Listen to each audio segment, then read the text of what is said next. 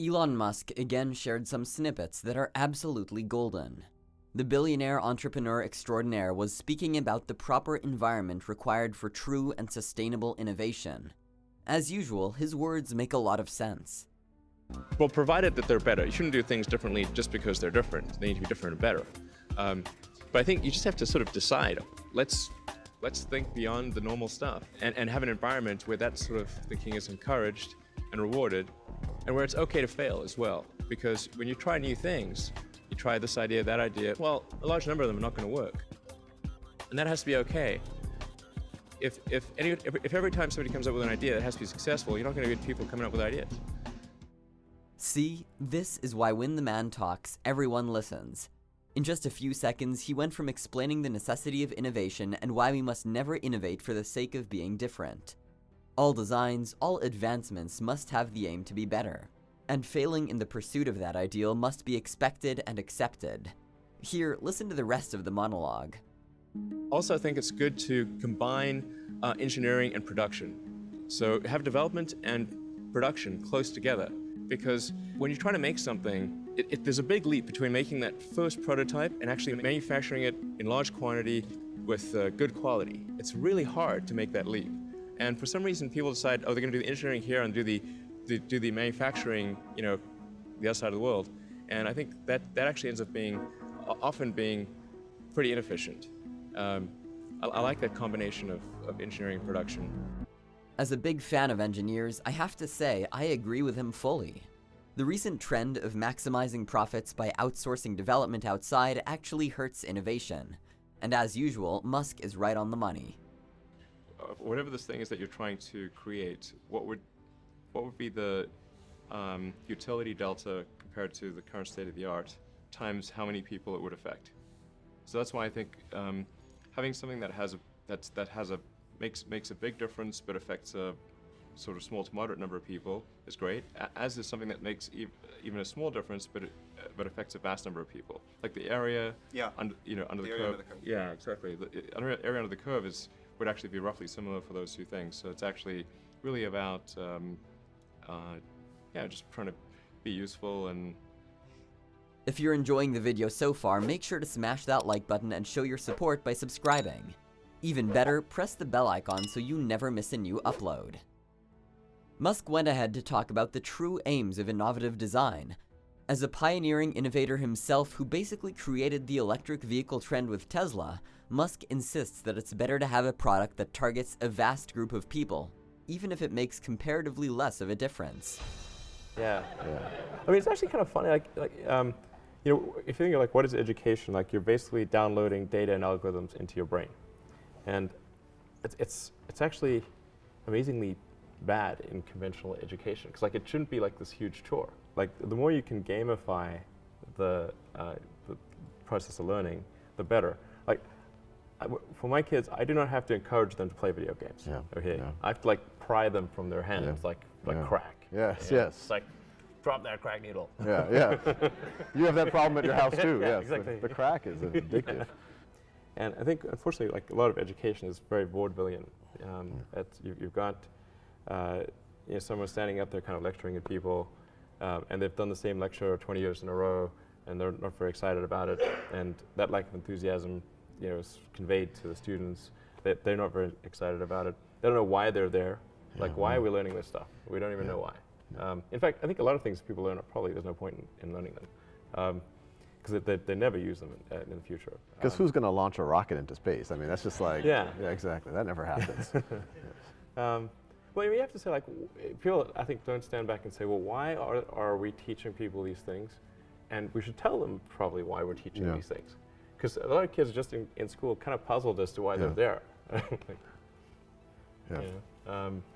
And I think if you can explain the why of things, then that makes a huge difference to people's motivation. Yeah. Then they understand purpose. Yeah. As someone who has been at the forefront of the new wave of technological revolution, Elon shared his thoughts on the pitfalls of the modern education system. And yeah, hearing his arguments, it does make sense that he feels disillusioned. I mean, we haven't updated our teaching mechanisms in, almost a century? How do you even breed innovation when all students are taught is to listen? And then I think it's also important to reason from first principles rather than by analogy. So the normal way that we conduct our lives is we reason by analogy. We're doing this because it's like something else that was done, or it's like what other people are doing. Me Too type ideas. Yeah, Slight slight different take, iterations yeah. on a theme, and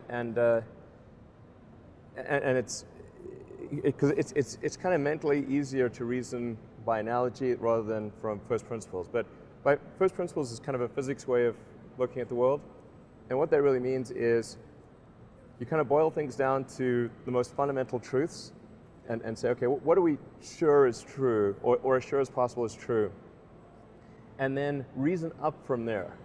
That takes a lot more mental energy. Give me an example of that. Like, what's one thing that you've done that on that you feel has worked for you? Sure. So somebody could say, in fact, people do, that battery packs are really expensive, and that's just the way they'll always be, because that's the way they've been in the past. You're like, well, no, that's pretty dumb, because if you applied that reasoning to anything new, then you wouldn't be able to ever get to that new thing. Right. It's like you can't say, oh, horses, nobody wants a car because horses are great and we're used to them and they can eat grass and there's lots of grass all over the place, and there's no gasoline that people can buy, so people are never going to get cars. Right. People did say that,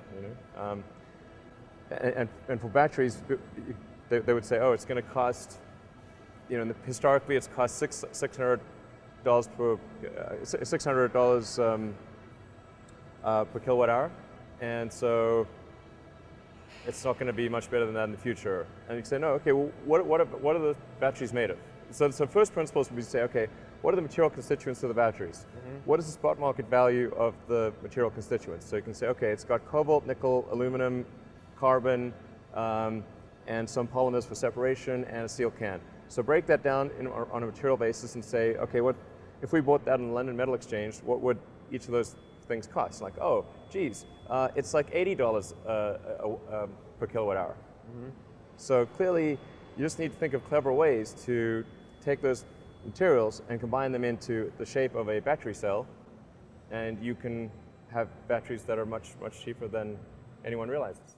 Elon shared more of his insights into the process of creating a solution. As always, he was very concise with his words while giving the matter the respect it deserves. His words should be taught in entrepreneurship courses throughout the world, honestly. How does he even speak with such clarity of thought? I guess building a multi-billion-dollar empire does give you the credentials to do this, but still, we just wish he would conduct more of these talks so we could learn from the great man himself. It just involves intellectual capital of you and a few friends, is that you can just do it. So that's why doing some sort of internet thing or software thing is great as an initial company to create. And that's why Zip2 and PayPal, they gave me the capital to attempt to do more capital-intense activities. As far as idea generation, I think I tend to think of things from a sort of physics standpoint, like from a first principle standpoint, what would be the best way to accomplish something, and then pursue that. And that's also a good way to determine if there's if something's far from its optimum. Like on rockets, for example, one could say, that you could reason by analogy and say the rocket's going to cost a certain amount because that's what prior rockets have cost. Or you can say, well, what is a rocket made of? What are the material constituents? What do they weigh? What's the cost per unit mass? And that sets the limit asymptotically for what a rocket can be. So if you can figure out some creative way to rearrange those elements into a rocket shape, then you can achieve a much better outcome.